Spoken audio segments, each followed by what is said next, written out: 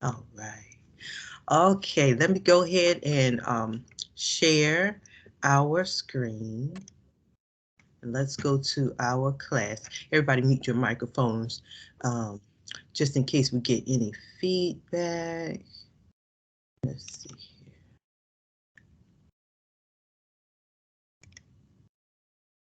All right. Hopefully you should see your class in front of you on the screen. So good morning all. We are here for Christian history. Today is the 14th of April. My goodness, April is just rolling right away. And I want you to make sure that you are good for this week. We are in week 6. And so it's because this is like the condensed version, it would have been much different if we had a full 16 week, but we kind of got the 8-week version. So we got a compressed schedule here. So we will have our discussion post this week, excuse me, on popes, and make sure you do that discussion post in your discussion forum. You're going to talk about popes. We're going to start talking about them today. Why were some popes disastrous? How did their service impact the church? And then you're going to discuss the impact of negative and improper leadership on a church. Or you could talk about any organization if you don't want to talk about a church.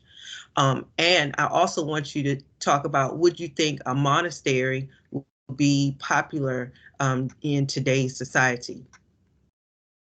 Okay, so you got a couple of questions to address in there. So that's going to be a good, hearty discussion post. And I do want to say this before I move on. Your discussion posts are very good. And I'm very impressed with what you are researching, what you are posting, and even the engagement. So I said this to the New Testament class as well as this one. Your engagement with your classmates is really good. I like how you challenge each other. We don't have to agree. Sometimes I see the students say, yeah, well, you said this, but this might not necessarily be true. We don't know that. And I like that. So that means that you're learning and you're reading and you're researching. So very good. You have quiz 2 is coming up. Make sure you finish that by Sunday night. Make sure, now I know for some of you may be really busy this week, so you may want to finish it a little early. And today we're going to review your PowerPoint on chapters 9 and 10. And also remember, for your quiz, you are more than welcome to use your notes or your PowerPoint as well as your book, okay? For this week, excuse me, for this session, I do want to do one thing.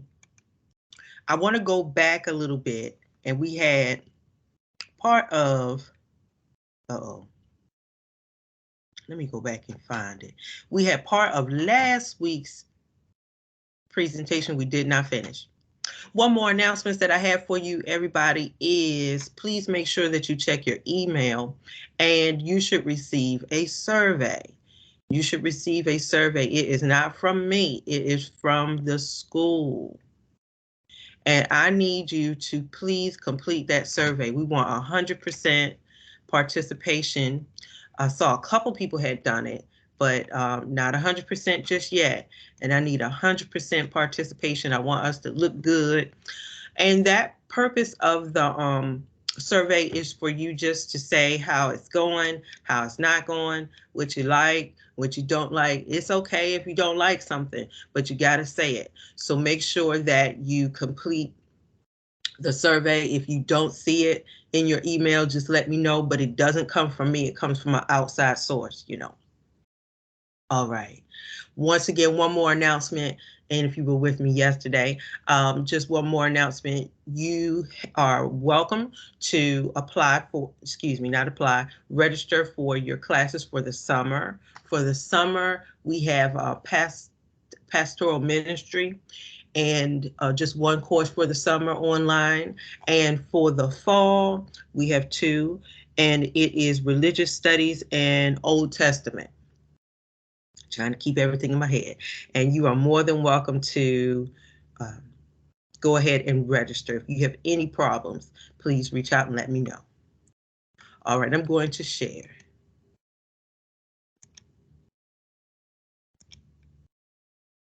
All right. Good morning, everybody. So we are going to pick up right here on the Second Council of Nicaea, and then we're going to talk about how the church is moving into Germany, and we're going to do a little, just a little exercise on the First Council and the Second Council of Nicaea before we go into our next one. All right. So remember these councils. We keep getting these councils or these big meetings, and that's all they are. These are big meetings. And in this Second Council of Nicaea, you got over 300 bishops came. Just imagine that. Imagine that. About 300 bishops came, or more. They say over 300 came. And the purpose of them coming was, last week we talked about a particular word. Let me see if I can go back to iconoclasm. And it was talking about the use of these images or these statues. Y'all remember last week?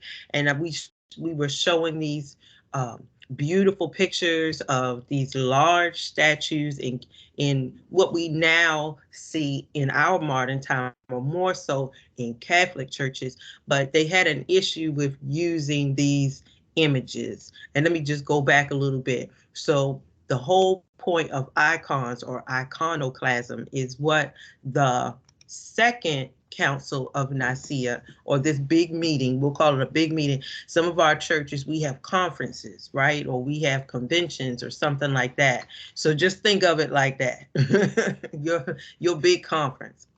Now, when they all got together, they said that honoring the icon or the statue was a matter of respect or admiration for St. Peter, or it was admiring Mary, or let's say if it was a statue of a, of a martyr or something, that was honoring or admiring them. And they were like, okay, but they said that absolute admiration, your highest admiration, should go to, was reserved for God and for God alone. So it seems like in the Second Council, they said, okay, well, we get it. You may have these icons or these statues in your church, and that's to honor the person and maybe the life that they lived. Maybe let's say if it was a statue for Mother Teresa or something, wonderful work that she did, right? But the highest admiration, highest praise, they say, would go to God.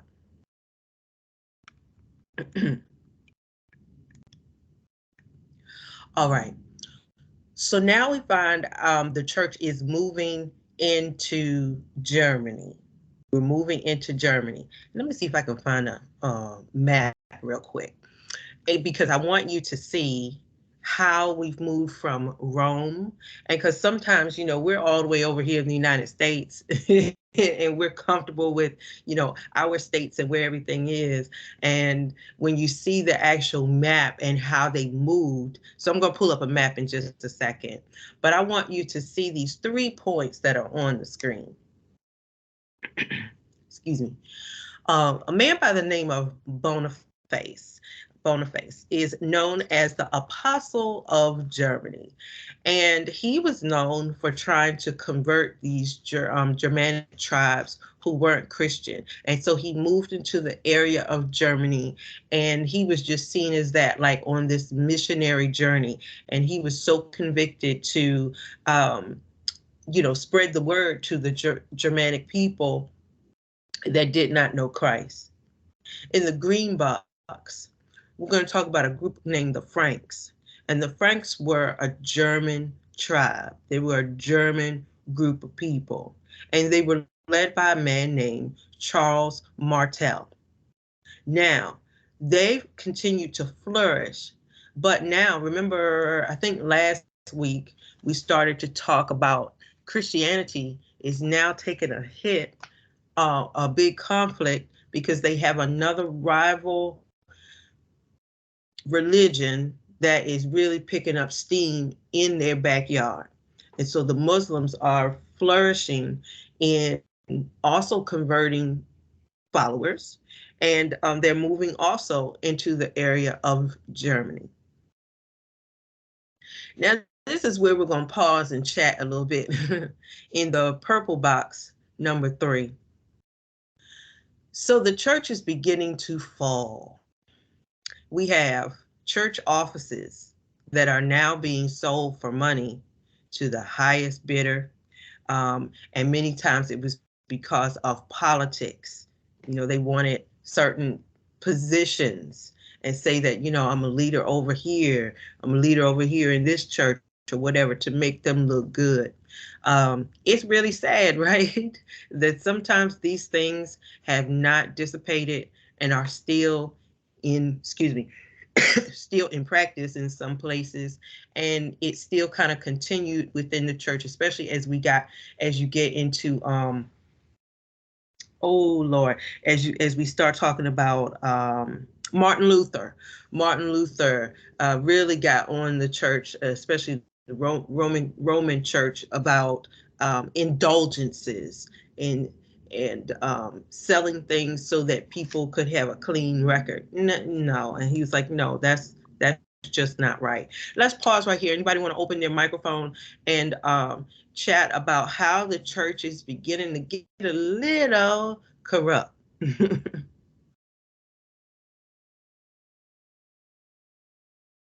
And not to say that things were perfect before. But I think that wherever you have humans, it is a trait of humans to be corrupt, to it's our nature. And you see it in the church, you see it in work, you see it in sports, any organization where there's a hierarchy where you can move up and down, right. you will find corruption. That is so true. I like how Gloria said it's in all organizations. It's in the school system. It's in the government. Guess what? It's in your HOA. Isn't that crazy? We have, excuse me, an HOA, and you know how, this one is the president and this one doesn't like the president and they want to be president. You see it in the sororities or your fraternity or whatever it is, where people are. I like that. And let me say this before, if anybody else wants to open your microphone, you are welcome. If we go back, and I know this is going back to my New Testament class, but still talking about the early church, before the church even really got started, you saw some corruption with leaders. Peter had some issues. Judas had a big issue. Judas cheated, well, not cheated him out, but tried to get money for snitching and saying, this is where Jesus is going to be. So you always have corrupt people in place. Anybody else want to jump in that discussion? Y'all go ahead. I'm going to change our slide and I'm going to pull up our map. Anybody want to join in that discussion? Good morning. Good morning, Dejanir and Lee joining us. Professor, I think that's just like Romans, where it said, we all have sinned and come short of the glory of God. Yeah. I mean, that's all of us. I mean, so it's going to continue no matter what. No matter what. And it's interesting, very good. It's interesting how people say, oh, well, they're corrupt over there, but not over here. Oh, if we keep looking, they're corrupt. Yeah. Yeah, very good. All right. Before we go on to our next chapter, I want to share the map. And you can keep talking, but I want you to see, can everybody see the map?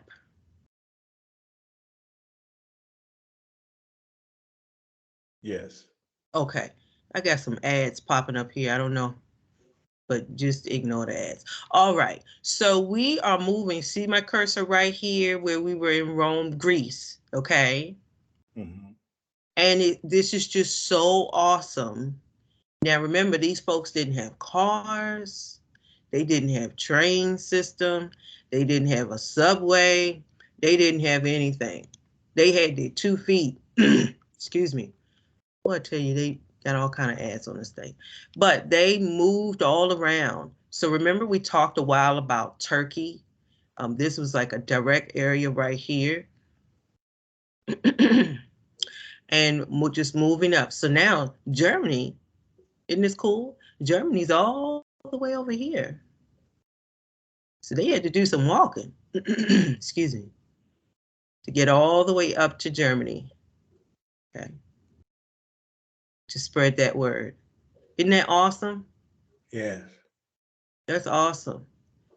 Now we're just talking, we're going to focus on, we were focusing on Germany in that last PowerPoint.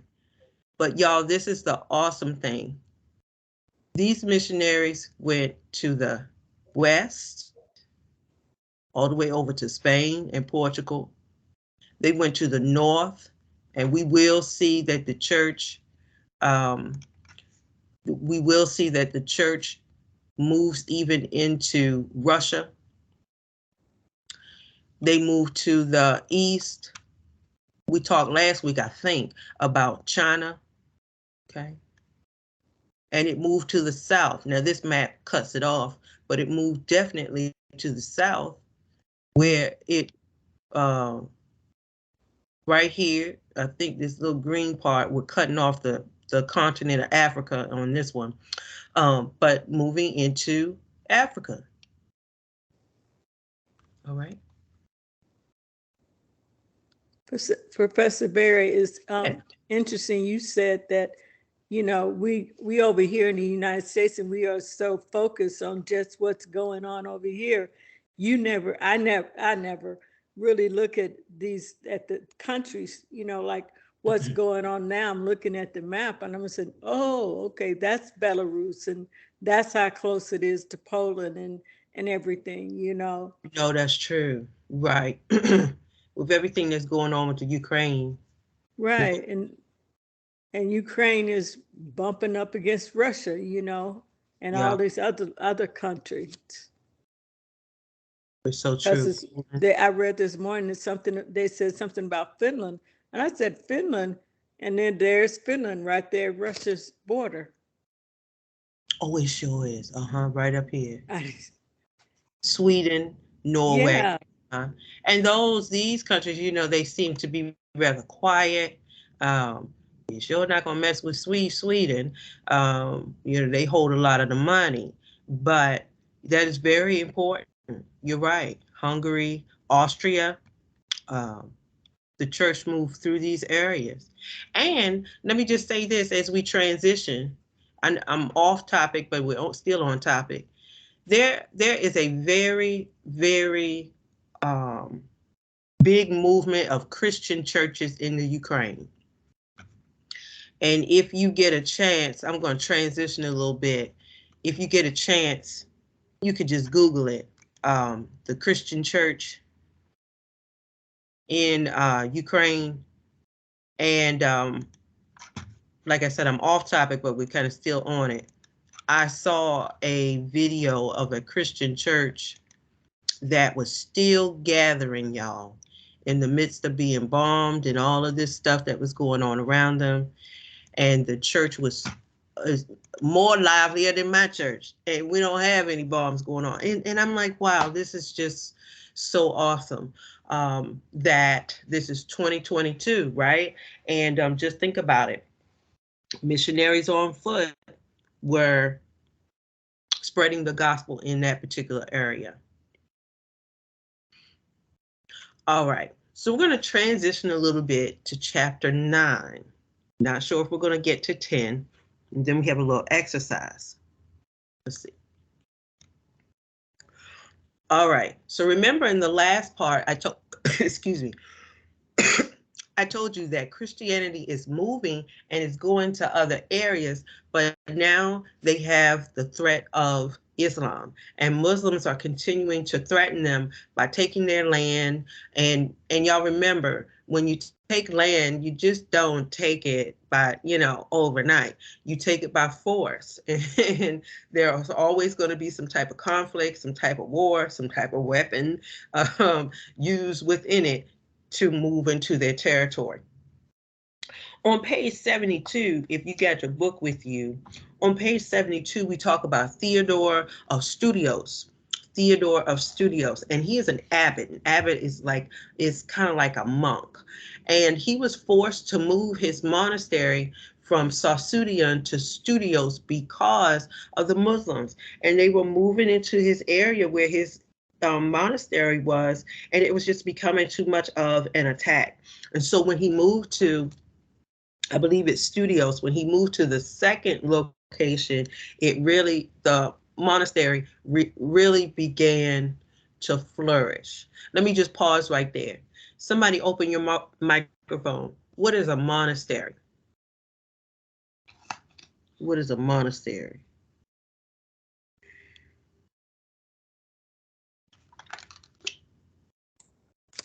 Sure. It's a place where monks live, and they study, and they write, and write scripture, and Mm-hmm. and they work, and they feed the community. Right. They help young boys. Basically, that's it. You got it. Thank you, Marshall. Very good. This was a place of learning. This was a place of service. Okay, for now, anybody could just go to a monastery, but it was a place of learning and service and scholarship. Okay. And so imagine that now Theodore has to move his monastery to another place. Now, if you're looking in your book, if you have your book in front of you, I'm on page 73. And I put up here, to have icons or not to have icons. That is the question, right? Y'all remember that. And here we go from the previous chapter. They say, yeah, y'all can have them. Remember the second, I had it open. The second council said, yeah, y'all can have them. But remember, the highest honor is to God. So, but they're still not letting it go. It still becomes a debate in the church. And Leo V said, yeah, if you're looking in your book, Leo V on page 73, when he gets into office, he's like, okay, yeah, we're going to revive these icon policies, and you can have them. But other monks were killed for opposing the idea. Okay, so he wants to, I'm on page 73. After this military coup in 813, Leo V assumed the throne as emperor, and he promptly set about reviving these iconoclastic policies. That's about the icons, okay, of his predecessor, Constantine. As the most prominent opponent of iconoclasm, Theodore was once again banished. Okay, Theodore was the gentleman we were talking about earlier, who was the monk. Okay, so I know sometimes be a lot of people, but remember Theodore was the monk. Okay, so I just wanted you to remember that. I'm on page 73. Now they keep going back and forth with, yeah, you can have it, no, you can't have it. Leo is assassinated. Lord help us. And then his successor, who comes in after him, Michael II, he brought back the worship of the images. So it's like a soap opera, isn't it? So it's like this back and forth. Yeah, you can have it. No, you can't. Yeah, you can have it. And so gets killed. And then Michael says, I'm going to bring it back. Okay. In 829, Theophilus, if you're in my New Testament class, that's one of those names that we were talking about. Theophilus violently opposes these icons again. And what happened to Theophilus?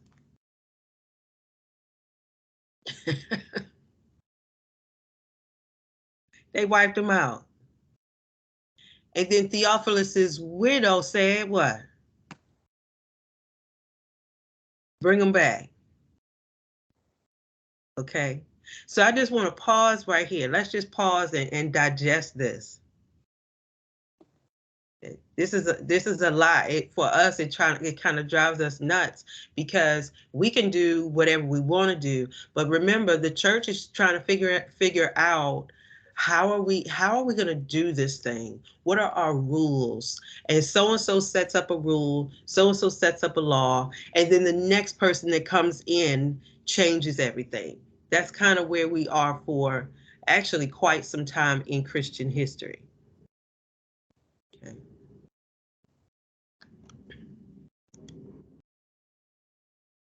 All right, now I want you to go to the map.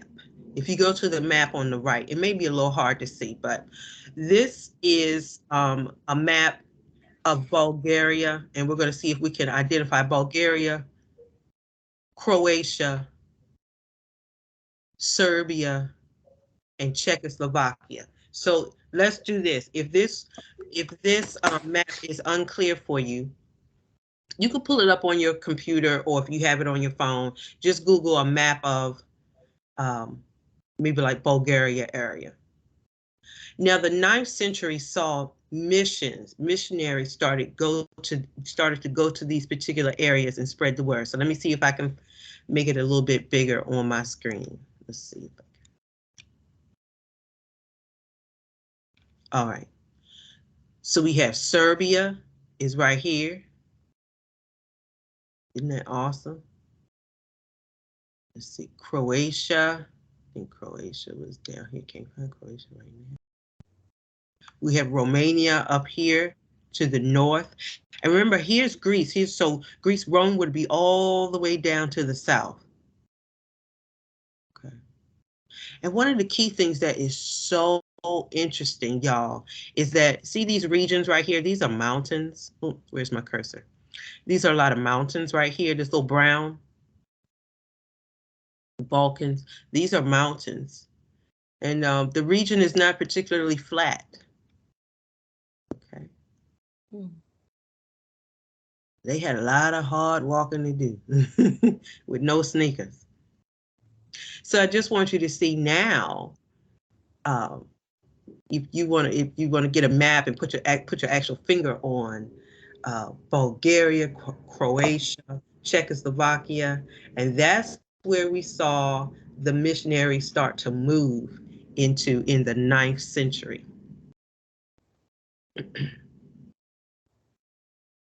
All right, so if you see on the right-hand side, here's a picture of an abbey. And let me see, I want a student, you can look this up, I'm gonna come to you in about 2 more minutes. I want a student to tell me what is an abbey. So Charlemagne was in office as king, and Charlemagne dies, and his son, Louis, takes over this Scandinavian area. His son Louis took a serious look at monastery reform. So remember, Marshall told us earlier that monasteries are more so a place of scholarship. They assist, they're about mission. The monks live there. We'll talk about nuns later. Okay. But Louis emphasized more manual labor rather than them studying. That might have not went over too well.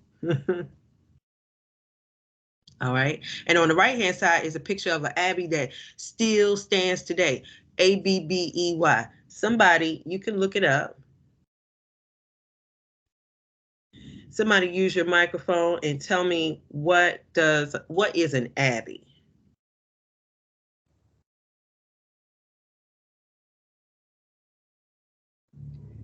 It says the building or buildings occupied by a community of monks or nuns.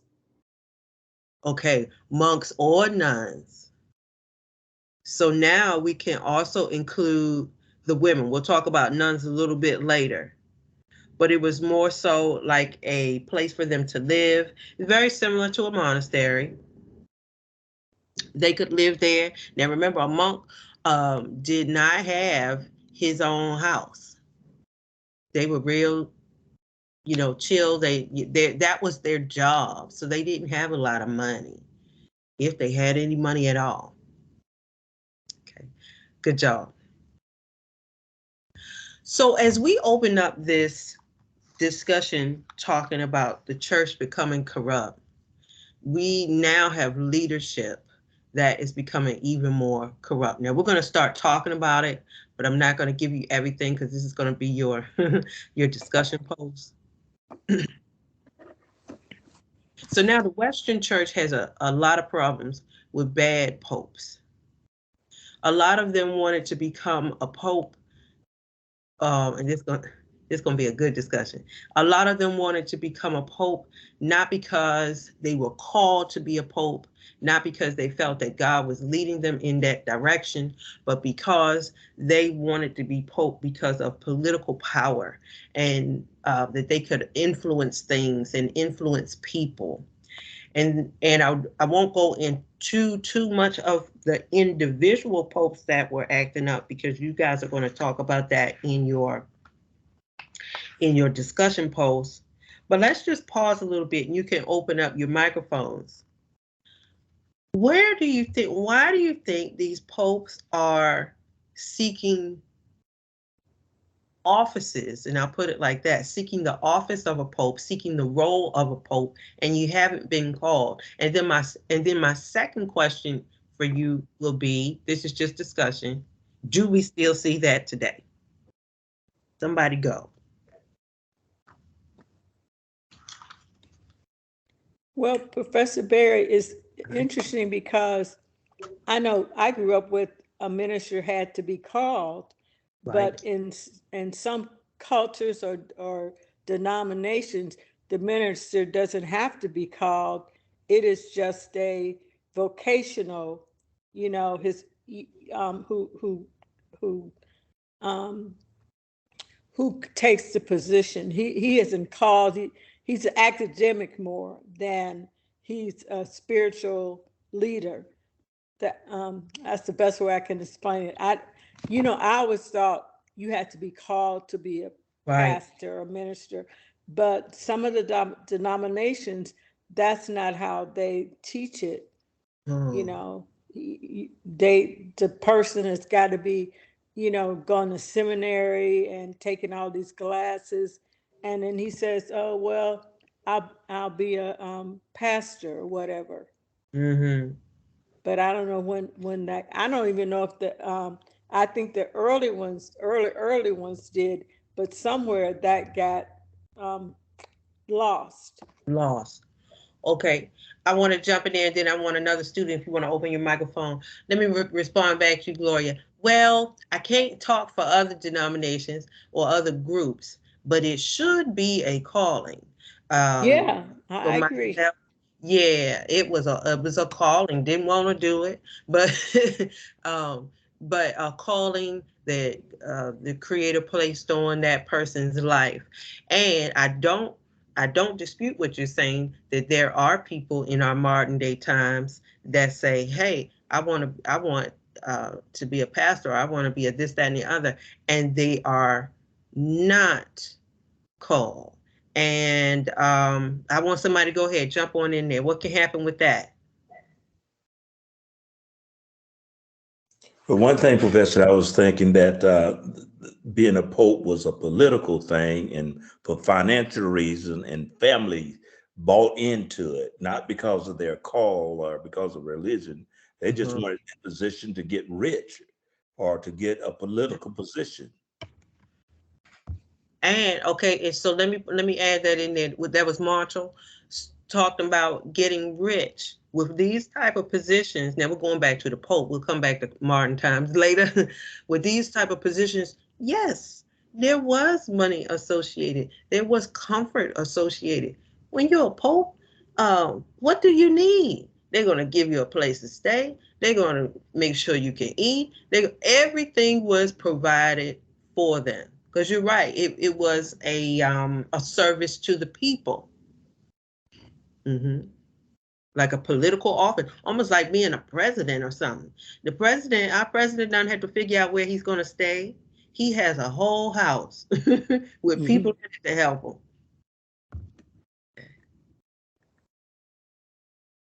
Yes, and so Professor Berry, I read some time ago that the reason that priests don't marry it had to do with not a spiritual reason, but because of the money, because priests were marrying before, and they would make all this money and pass it on to their sons, and each of those families like the Medici family got very rich, and that's why they said we've got to stop that. And so they put in the whole thing about celibacy and not marrying came into being, but it wasn't because it was something to be so spiritual or something with them. Awesome. Thank you, Gloria. Now, I hadn't read that. I don't refute that, but I hadn't read that. That is very, very interesting about how a lot of certain things come to be. Anybody else want to jump in there before we go to our next one? Excuse me. All right. So we have a few on page 80 and page 81 of your text. You have some examples. I'm not going to talk about all of them, but you have some examples of really bad popes. You got Stephen VI. I mean, they're just in here killing folks, acting up. You have Leo V.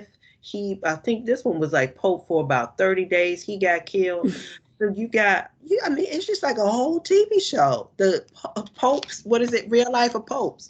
So I want you, I want you to go to page 80, 81. You can get some more research on these disastrous popes. But and the key thing is power, power, power, power. Okay. And as we were talking, we still see this today, unfortunately, that people like to seek these positions for power and influence over people.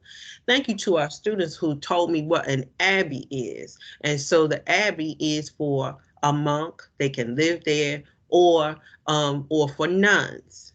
Don't think that, I'm not sure that they would combine both of them because they would be male or female. So I don't think that they would combine both sexes in the building. So I think it would be for one or the other.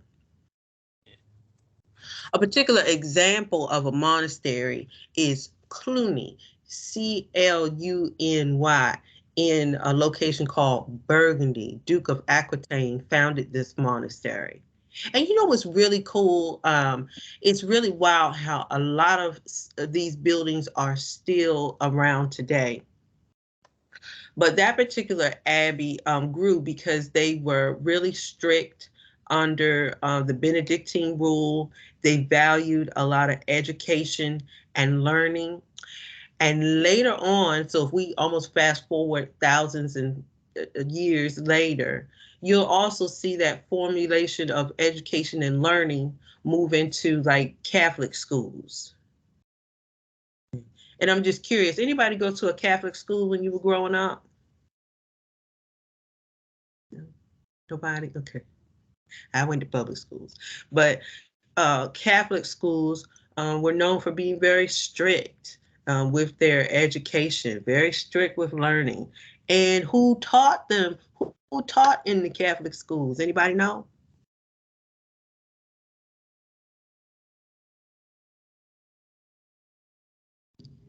Who was the teacher in the who was the teacher in the Catholic schools? Nuns. Nuns. There were a lot of the Catholic schools were the private schools up in Chicago. You didn't have like they have private schools now. If you wanted, suppose your child to get a better education, you sent them to Catholic school. Right, right. And so you see how we're connecting the dots. And I fast forwarded a lot, but you see how it's growing from that concern that we've got to make sure this education is right and very strict and very by the book. And you saw that in Catholic school education. All right, so let's talk about the Bogomils.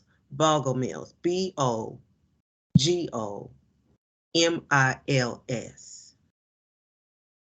Bogomils. And if you're following with me, I'm on page 85. The Bogomils, they were considered like dualists or Gnostics. Gnostics were not Christians, and they believed in a world that was outside of the body. They believed in like this otherworldly stuff. Bogomils didn't use a Christian cross. They didn't build churches. They didn't want to be in a physical church. They revealed their gifted form, that their body was a temple. And they said that they were known as being immoral type of people. And it was said that they came from Bulgaria. So you'll have, it's interesting how even Bogomilism is what they call it. It spread pretty quick in Bulgaria. Why do I bring this up? Because still over the years, every era, every century, you're going to have different opinions. The Christian church still had what we call maybe like false teachings come against it, heretical teachings, of which we still deal with in modern times. Okay. So the Bogomils, Bogomils, didn't believe in the Christian cross. They weren't necessarily considered Christians. They, they weren't interested in going to a particular building that would be considered a temple or a church or something, but they considered themselves to be the church. But their actions were a little immoral. They were a little out there. Okay. All right. Now stay with me. I'm going to come back to you.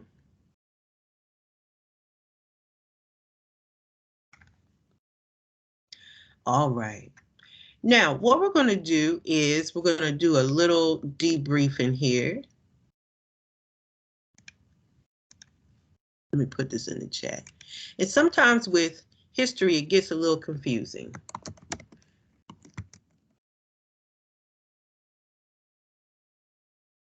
We're going to research a little bit on the First Council of Nicaea and then the Second Council of Nicaea.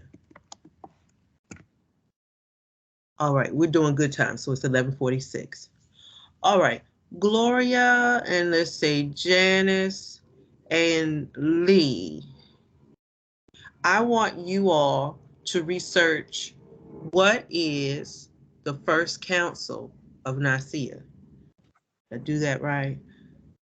Gloria, I think I missed somebody. Is Janice still here? And Lee? That first group, okay, yeah, I see Janice. The first group is going to do what is the First Council of Nicaea? Marshall and Dejaneir. Do I have Lee on twice? You are going to research what was the Second Council of Nicaea. Okay. Now, how do you do this? You can use your computer to research, because we're just going to do it in an open forum. You can use your book. You can use your phone. That's fine. So we just want to see what it is, what happened. I'm going to give you a few minutes and we're going to come back around at a round table and talk about what happened in the First Council of Nicaea and the Second Council of Nicaea. I'll be right here.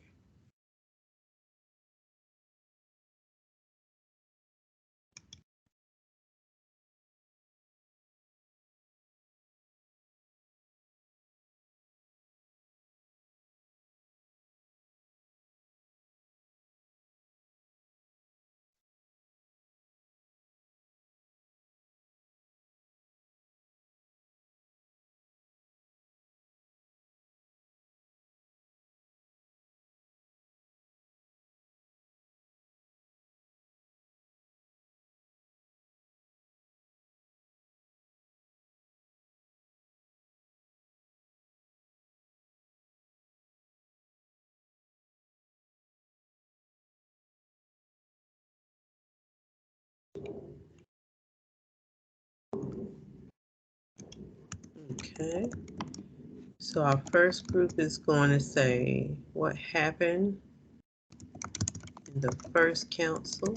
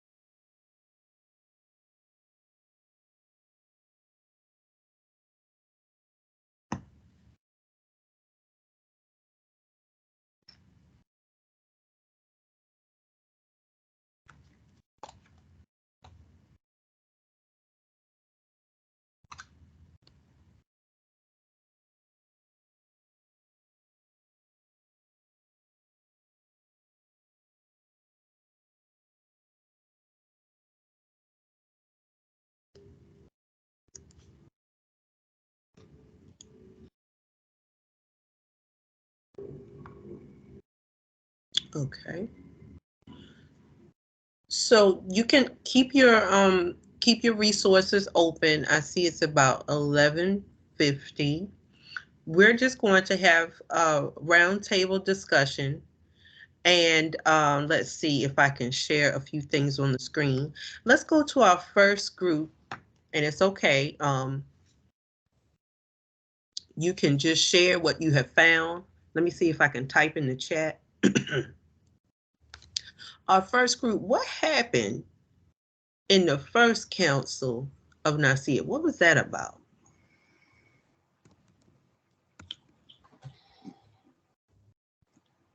How do you want to? They wanted to establish a creed or make a statement that would apply to all Christendom. And all of these bishops gathered together to work out this creed that they could all go by. And I think this was done during the time of Constantine. Awesome. Yeah, and at the first, the Council of Nicaea, they dealt with, I guess you call some weighty matters theologically, because they stressed that the Son, Jesus, was begotten, he was not made.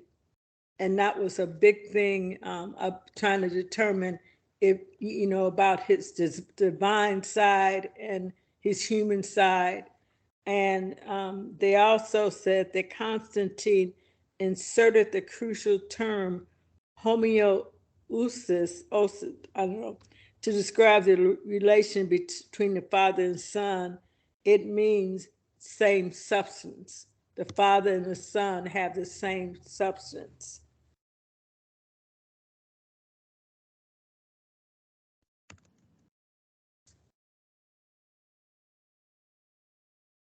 Very good. Very good. Professor Berry. Keep going. We got an echo here. Keep going. Who is that? Yes. This is Janice. Hey, Janice. All right. Yes. The first Nicaea, when they convened, there were over 100 bishops, and they were concerned about Arianism. And at the end of their council, they had established the Holy Trinity. And I think that was in about 325 AD. I'm trying to remember. But that's what they did. They convened to discuss and dispute or had a problem because the Christians was troubled about Constantine becoming a Christian. Very good. Now it's coming together. Anybody else in the first group want to add any more? Good job. Good job. Now, let's go back a little bit before we go to the second council. The first council's issue, we dealt with this, I want to say, a couple weeks ago. Remember the Arian Arianism was like, wait a minute, no. They had this issue with trying to figure out who Jesus was for real. And some of them were like, no, he was a separate human, separate divine. Some of the Arianism folks couldn't figure out how to see Jesus. Okay. And I think Gloria brought this up, that it really dealt with the heart of the theological issues dealing with Christ. Christology is really what this is how do we look at Christ?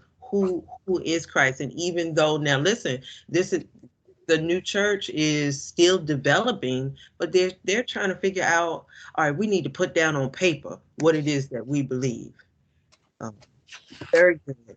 And my students said that out of this meeting, the bishops gathered, somebody told me how many it was, over 100 bishops gathered, and they said, look, we need some creeds, which we have today.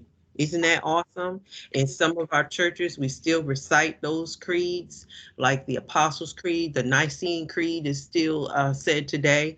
And the whole point was, look, we gotta tell people this is who Jesus is to us. This is who we believe Mary to be. Remember, because they had some issues with Mary too.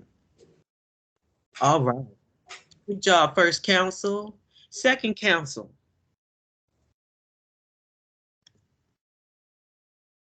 My Second Council folks, you can open your microphone. What did you find? Okay, this is Marshall, that over 300 bishops gathered together to talk about this icon and whether to worship them like they worship God or not. And the monks agreed with them. They should honor them and not necessarily worship them. Only worship God. Only give God all the, reserve it for God. To be worshipped. And this Nicene is a place in Turkey. It's the name of the place that they met. Very good. Anybody want to add more to the Second Council?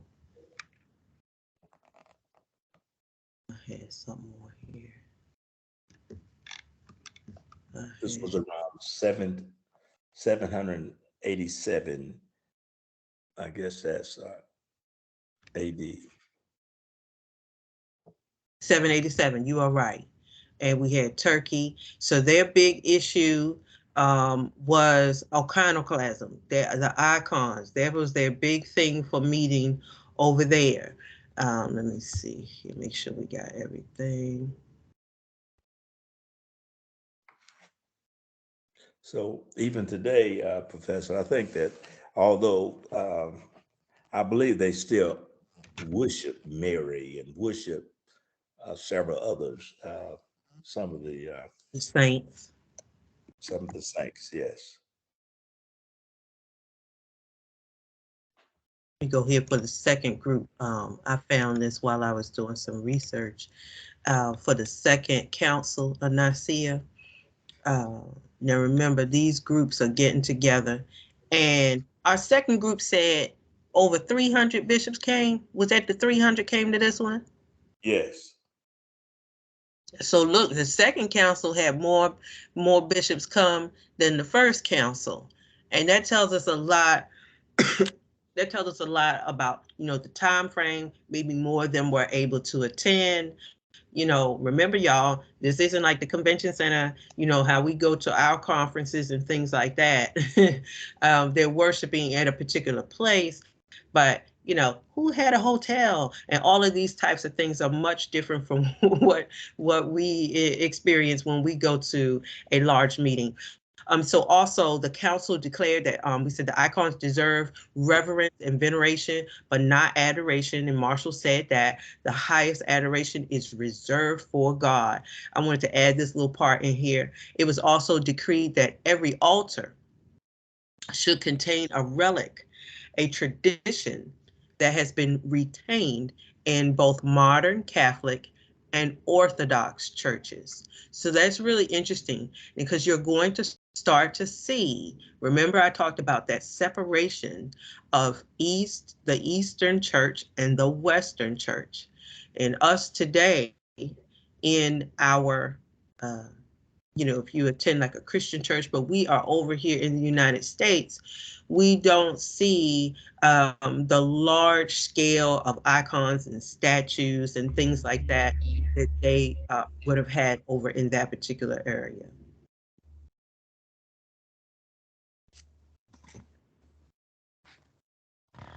All right, so let's just pause right here. I know sometimes when there's a lot of stuff going on, so I wanted you to know First Council and Second Council.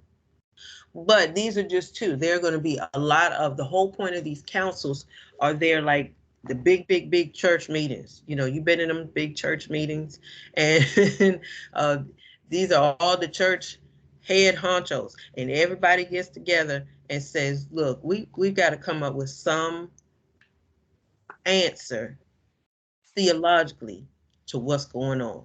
That's the whole point of these councils. Gloria, you had your hand up? Yeah, I was going to say that at the first Nicene Council and at the second, that it says that there were over 300 bishops present, mostly from the East. And it seems like if there were the same number at both, that means that a representative or so from each of the churches came, because it's the same number at the first one that was at the second one. So they must have had it sorted out like that, because the same number came to the first one and the second one. That's on page 36 at the top. 36 at the top, okay. And so, the whole point, it depending like, what your denomination would be or something, we still do these things today. Okay, I see it at the top, yes. We still do these things today. I'm at a Methodist church, but when we have our, let's say like a general convention, right? They want to make sure that every area is represented. Very good. Yeah. So that everybody has a say, everybody vote. So we have, we have churches in Africa, and we have churches in England and the Caribbean or whatever, but we want to make sure that everybody, not just the United States people, are represented, Yeah, because I belonged to AME Church for a while, and at the general conference, I think it's called, they would have churches there with maybe had 10 members, and they may have had churches that had 5 or 10,000 members there. That's right. But they all got to stand up and give their report on that church. Yeah, that's correct. Very good. And as we move into, modern times, the issue of what do I want to say? Councils has not really gone away. So now, and I'm really fast forwarding, we have different groups, we have different denominations of Christianity, but they still find themselves getting together to discuss, what are we going to do with this? Or how do we look at this? How do we, maybe they have to deal with a particular subject, and then they have to make a decision. Okay, so it's all the same thing, just another council, a different way. All right. Okay, everybody, any questions, comments? You guys are good today? All right. Well, if no questions, comments, thank you so much for a rich and fruitful discussion. Make sure you pay attention to your assignments for week 6. I know it's a busy week for many of us. Make sure you get those assignments done early if you know you may have a busy weekend.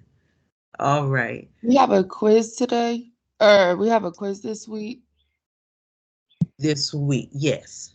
Is the link up for it? Yes. Let me go right here to your page to see. Can I go to the page? Hold on one second. Okay, Hold 1 second. I'm coming back to you. I'm going to share the page. Come on. Let's see what happened. Okay. I'm going to your page. I'm going to week 6. Is week 6? Yeah, week 6. I'm telling you this year. Okay. And here's your quiz 2 right here. Okay. And have you clicked on it? I can't click on it in front of you, but if you click on it, click on your preview, and you'll be able to get it started. Okay. So I'm going to be showing you stuff, but you want to make sure. If you're having any issues, just let me know. The quiz 2 is right there, okay? Okay, thank you. All right, you're welcome. Okay. All right, good people. Any other questions? Okay, let me know if anything is not right. All right, have a good one. Okay. All right, you have a great day. You too.